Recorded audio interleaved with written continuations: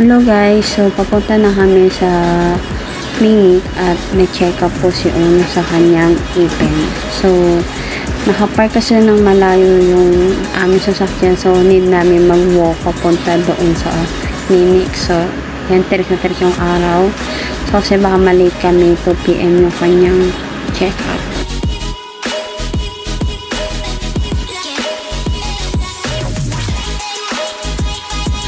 Sobrang excited yan ni Uno. Ewan ko ba, pero siguro alam niya na ipin yung kanyang ipapacheck up kasi every time naman napupunta kami dito, siguro alam niya na rin na kailangan niya magpa-check up sa kanyang ipin.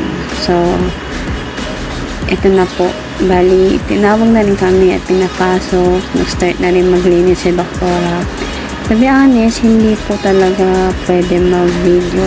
Pero gusto namin lang talagang ipakita sa inyo yung improvement lang ni Uno regarding sa kanyang behavior. Sa tuwing nasa loob po siya ng clinic.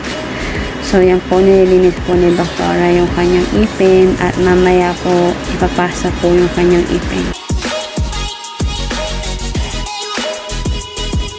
Dati-rati rin po, may tagahiko po ng laway niya. Pero ito po, kaya niya na pong mag-spit at idura yung kanyang kung naman po yung nalasa na dapat tanggalin po. So, yan. Natutuwa rin po yung consultant doctor po na nasa gilid namin. Well, na nakatingin din kay Uno kasi laki na lang daw talaga ng improvement niya. Pinapasak na rin pong hindi ko alam kung anong tawag dyan kasi mag-start na rin po magpasa si doktora. So, chinecheck lang po ano yung part ng ipapasa niya kasi marami talagang ipapasa ngayon kay Uno pero so far ngayon daw po muna isa lang muna para next naman na meet namin another pasta ulit si Uno. Dapat nung August meron din kami check up pa so walang na-sked kay Uno kaya itong September lang ulit kami na nagkaroon ng schedule. So, next naman, October na. So, yan. Every month muna si Uno ulit kailangan ma-check upan para mas makita yung improvement ng kanyang ipin. So, nilalagay na nga pala ni doktora yung pasta. So,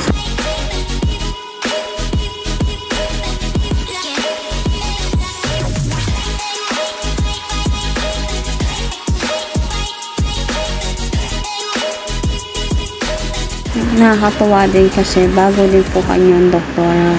Siguro nag-start si Uno mga way back 8 or 10, mga ganyan, 8 or 9 or 10. And then pang-apat na doktora niya na to kasi talagang nagbabago-bago po talaga ang doktor para po masanay po na iba-iba yung humahawak sa kanila. So, ginamitan na nga po nitong tools na to para mas mapadaling mapatuyo yung kanya nilagay na pasta kay Uno. Nakakatawa lang, attentive po talaga si Uno. So, yun lang guys, update lang po namin kayo sa dental checkup ni Uno. Thank you po for watching. Bye!